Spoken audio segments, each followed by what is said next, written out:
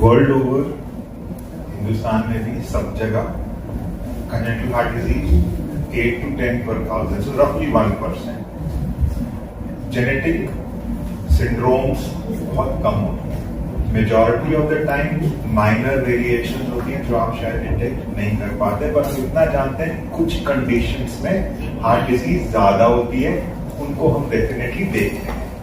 एक जैसे elderly parents हो गए, more than 35 year old, 40 year old, या फैमिली हिस्ट्री है हार्ट डिजीज की बच्चों में, वहां कंसाइंग्विनिटी जहां पर क्लोज रिलेशंस में शामिल होती है, या कभी मदर्स को डायबिटीज है या मदर्स कुछ ऐसी दवाई खा रही हैं, या कभी कभी हमें पता होता है कि ये जेनेटिक एब्नॉर्मैलिटी ट्रेट है पर मैनिफेस्टेड नहीं है, उस स्थिति में जो है हार्ट डिजीज होती है. But I would say majority of the times, probably 95% of the time minor variation होती हैं जीन्स की जो डिटेक्ट कर पाना मुश्किल होता है.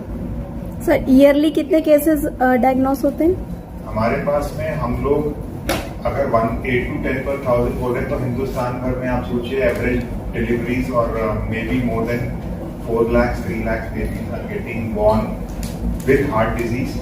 उसमें से कुछ क्रिटिकल होती हैं, सो रफली I would say 25 to 30% are critical condition जिनको एट बर्थ और with in few weeks of birth हमें ऑपरेट करना होता है. बाकी कुछ लेट प्रेजेंटेशन होती है जो कुछ महीने पे या कुछ साल पे प्रेजेंट करेंगी. तो हर डिजीज का जैसे जैसे पीरियड आता है उसी हिसाब से उनको ट्रीटमेंट किए जाते हैं. सर अपनी सर्जरी हो चुका है, करेक्शन होता है. तो फर्स्ट